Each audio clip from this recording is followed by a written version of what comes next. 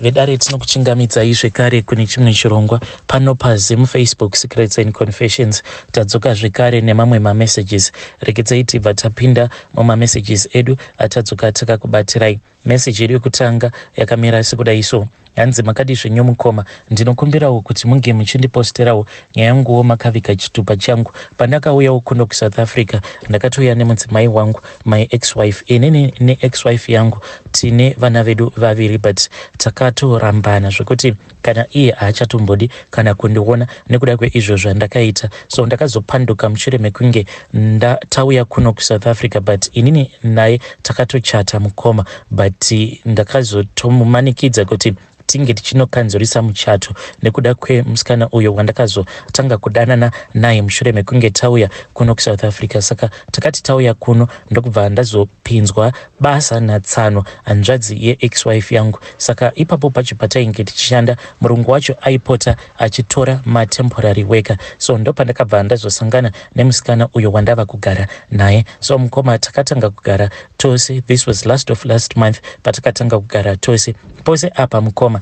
ndainge ndichingodanana naye zvekuti zvainge zvava kutozivikanwa nemukadzi wangu kuti ndainge ndava negirlfriend, uye ndainge ndichitomuudza kutoti ndainge ndichitoda kuti ndinge ndichizoita barika. But uyu manje musikana uyu wandainge ndichidanana naye akabva andiudze kuti zvebarika ainge asingadi. Saka iye manje tactic raakandishandisira nderekuti akabva andinyima bonde. Saka munongoona kuti kana ukagara wadanana nemunhu zvekuti unenge uchimufila apa achikunyima bonde, anobva akwanisa kukukontrola. Saka ainge ava kutokontrola inini, uye zvekare ava kukontrola marriage yangu. Ainge ava kutoti kunyange akati nhasi uda kuti unge uchimborova mukadzi wako, zvandaizoita ndezvekuti ndaizongotsvaka Nyaya, ndobva ndatsvakira mukadzi wangu Nyaya, ndobva ndatanga kumurova. Saka ndaiti ndisati ndamurova, then ndaibva ndazoisa foni yangu parecord ndichirekodhera pachati rake musikana uyu. Ndobva ndatanga kukinditsa munhu, ndichikinditsa munhu, ndichirova munhu kuitira kuti ndinge ndichifadza girlfriend. So mukoma mudzimai paakazofind out kuti ndo zvandainge ndichiita, ndokubva azoti nezvangu ainge ava kusada. Ini ndakabva ndazoregedza kushanda paya pandainge ndichishanda, ndikabva ndatanga kushanda hangu somewhere else. Nemudzimai takanetsana for a very long time, vanhu vachingoti gadzirisa naye, hapana pamungambokanzura muchato. But mukoma ndainge ndatova stubborn, ndokubva ndazokanzurisa muchato. Zvino ndakati ndakanzurisa muchato, ndikabva ndachizotanga manje kugara naye. Saka pose apa mukoma tainge tichingoita bonde tichishandisirana dziviriro, but ndaingomupa pressure manje ndichiti ndoda kuti ndinge ndichirara newe pasina kana dziviriro. Saka akabva azobvuma. Paakabvuma, this was last week, ndo paakabvuma kuti ange achirara neni pasina kana dziviriro. On that night it was a very special night mukoma, zvekuti I enjoyed, and ndainge ndichitotarisira kutoti achazondiudzawo kuti ndabatirawo pamuviri, but I'm still waiting and I am hoping mukoma. But dambudziko manje ravapo nderekuti akabva azondizadza sick. Saka akandidzadza sick mushure mekunge ndaona kuti ndava nedrop, ndokubva ndazomubvunza manje mukadzi wangu uyu wandiri kugara naye, iye ari kunditi sick iyi yedrop hanzi inokonzerwa netsvina, hanzi tsvina iyi inobuda muchibereko make. Saka ndikuda kuti ndinge ndichibvunzawo kuti ichokwadi here kana kuti mukadzi wangu ari kutongondihorera akatongopiwawo sick somewhere else ndokubva atongouya nayo mumba. Uye handisisina kana peace of mind, because inini ndindega ndiri kushanda, iye haachashandi. Saka kunyange ndiri kubasa ndine dzimwe nguva dzekuti kana ndikamufonera mysteriously anenge ari online, but asingabati foni yake, mukoma anokwanisa kuita almost an hour uchinatsokuona kuti munhu uyu ari online. Saka zvandakazoita ndezvekuti ndakabva ndazomboti kune kamwe kanzvadzi kangu, taura kane muroora wako, ndokubva ndokubva kanzvadzi kangu kaya kataura nemuro.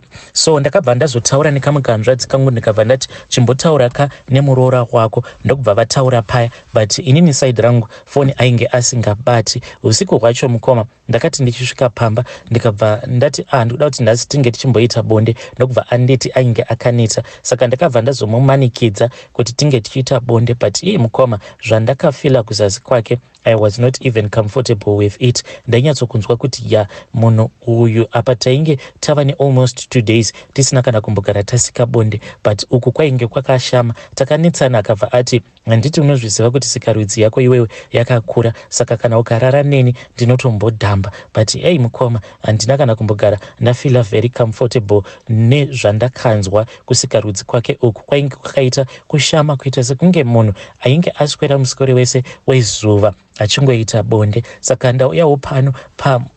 ndauyawo pano ndichidawo kuti mhuri yeZimbabwe inge ichindibatsirawo kuti ichokwadi here kuti sick iyaya yedrop inokonzerwa netsvina iyo inobuda muchibereko. Ndinodawo kubvunza kuti ichokwadi here, please help me. Nditori nowe zvaizvezvi, and I hope kuti mukoma uyu munhu haasi kundihurira, because kana kuri kunzi ari kundihurira mushure mekunge aita kuti ndinge ndichiparadza marriage yangu, ine mukoma handiri kukunyeperai. Munhu uyu zvandoda kungomuita ndezvekuti ndichangotenga bhemba rangu kana kuri kunzi ndikabata kuti ari kundihurira. Kana ndikatenga bhemba riya, then ndichabva ndangorichengeta mumba, ndichazotaimira zvake akarara. Kana akarara kudaro ndobva ndatongotora bhemba rangu, munhu ndobva ndatongomudambura nebhemba iroro, ndobva ndatongosiya zvakadaro. Because mukoma kana kuri kunzi munhu uyu ari kundihurira, ko ndichanyarira pai nezvose zvandakaita mukadzi wangu. Apa mukadzi wangu iye akatoitawo move on. Hey, vedare ndo message iyo yandakatumidzirwa ichibva kuna mukoma vedu avo. Please ngatizamei kuti tinge tichitaura navo mukoma vedu ava mucomment section. Akomana zvakangoma hazvo vedu we. Regedzai tibva taenda panyedu inotevera. Nyedu inotevera yakamira sekudai so. Hanzi makadi zvenyu mukoma, ndinokumbirawo kuti munge muchindiposterawo nyaya yanguwo makavika chitupa changu. Mbinga idzi Roorwai mega nadzo mbinga idzi. Saka inini mukoma ndine imwe mbinga iyo yakandinyenga mushure mekunge yandinyenga ikabva yati yainge ichida kundiroora, ndikabva ndati but I am married. Saka iyo yakabva yati yainge ichida kuti inge ichienda kunodzorera mari iyo yandakabvisirwa neex-husband yangu.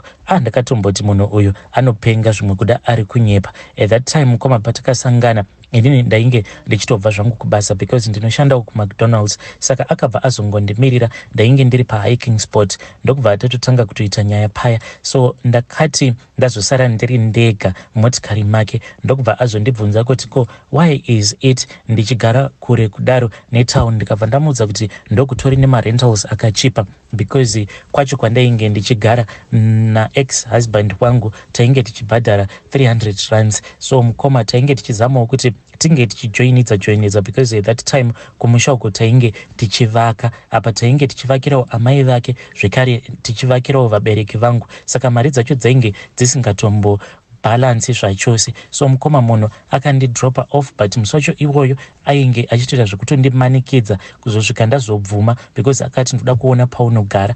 Ndakabva ndangoti sezvo kunze kwasviba munhu regedzai ndinge ndichingomurakidza pandinogara. Ndakabva ndazopinda naye muvillage imomo mandainge ndichigara naex wangu, ndokubva azondidropa akabva ati saka iye akabva ati ndatoisa pin paGPS yangu, ndava kuziva paunogara. Mukoma nashi pane umwe musi pandakazongomuudza kuti ndainge nditori home alone because murume wangu iye ainge achiitawo zvekuvaka. Saka dzimwe nguva aitombobuda out for more than 1 month. Ndikatongokaruka munhu ava kutondiudza kutoti ainge akapaka motikari yake pagedhi. Ndakabuda ndichipopota mukoma ndichimuudza kuti tainge tisina kana kumbogara tawirirana, but akabva anditi just get in the car. Mukoma ndakabva ndapinda motikari ndokubva yarohwa tichidzokera mutown, ndokubva ndazonorara kumba kwake. Mukoma mangwana acho makuseniseni kuma 3 ndopaakabva azondidzosa. Ndozvatainge tava kuita izvozvo.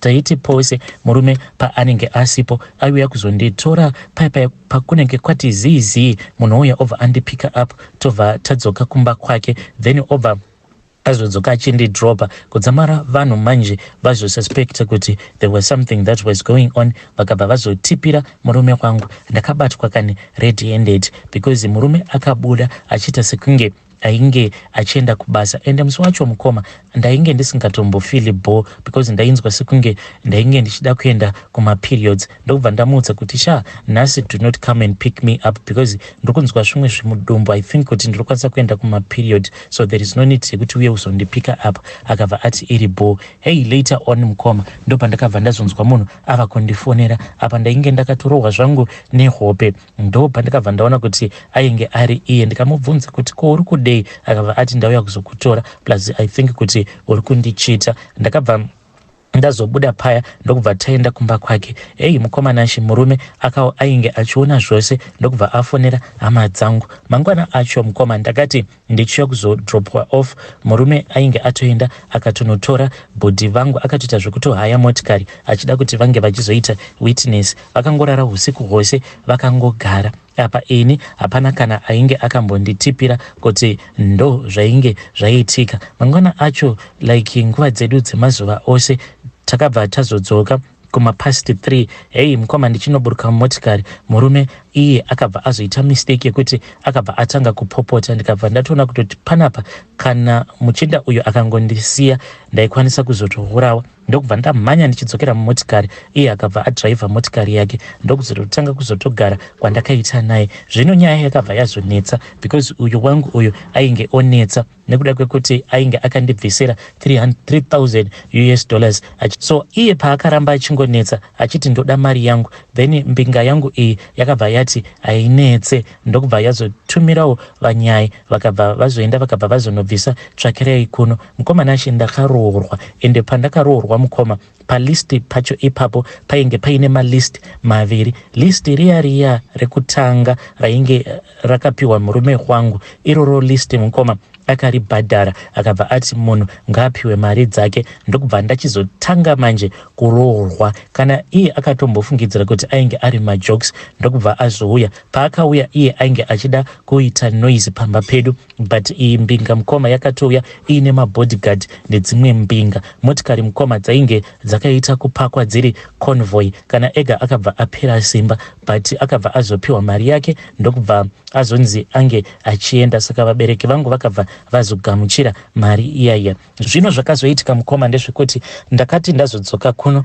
ndichitofara paya, then iye akabva atanga kutaura kuti hey, iwewe hauna mapepa zvikazoti. Saka zviite kuti tinge tichigara tose because inini ndinokwanisa kuzozvikanganisira mapepa angu nekuda kwekuti iye ane citizenship yemuno. Saka anoti kana ndikazobatwa ndiinewe kana zvikazivikanwa kuti uri mukadzi wangu apa iwewe uri illegal ndinokwanisa kuzosungwa. Saka mukomanashi ndakatoroorwa nemurume ane mari, but andigare naye, ndinotongogara angu somewhere else. Ende anotongoya mukoma, anotongoya kuzotongoshanya. Ende iko zvino zvatova wese kubva zvandakazomuzvarirawo mwana anokwanisa kungoya maybe for less than an hour munhu obva atobuda obva atoenda. Chinondirwadza ndechekuti haandibvumidzi kuti ndinge ndichifara, haandibvumidzi kuti ndinge ndichiitawo boyfriend, but nguva zhinji mukoma ndinenge ndiri lonely. Anokwanisa kungouya so apa ndinenge ndava kana nemwedzi ndisingazivi chinonzi munhurume. Anotongosvika obva atongogara. Kana ndikada kumubata anobva ati ndakaneta,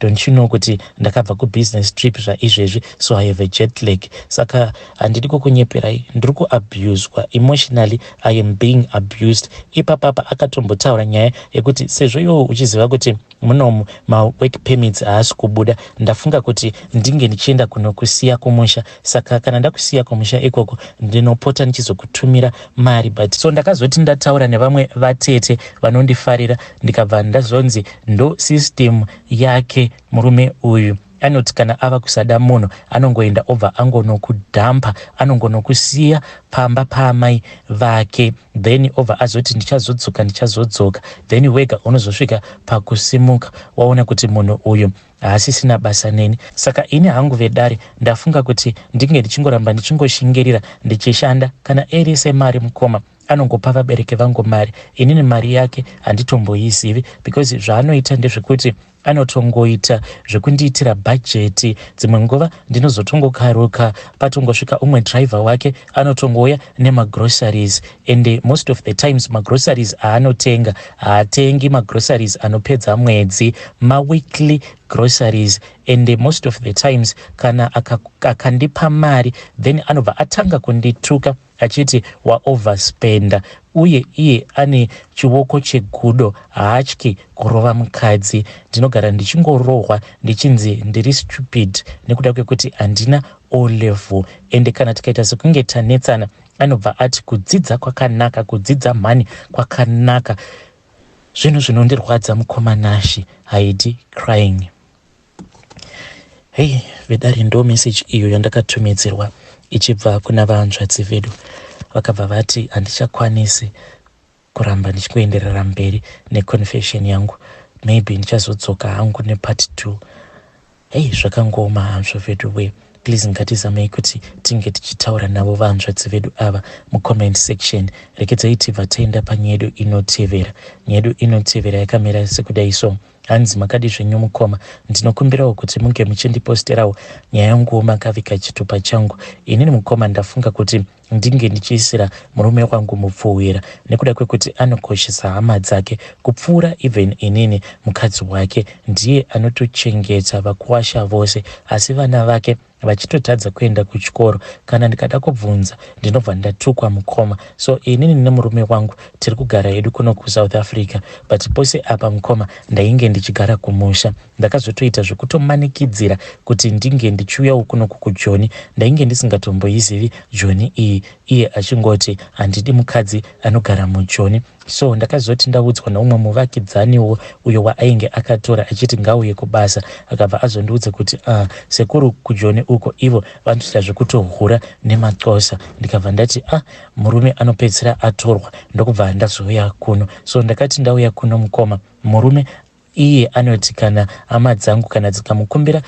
dzinenge dzamukumbira, anobva atanga kupopota. Anopopota mukoma zvekuti unosvika pakungoudza hama yako kuti mari pari zvino hatina. Iye haamboudzi hama dzangu kuti anenge asingadi, anongoti taurai navo.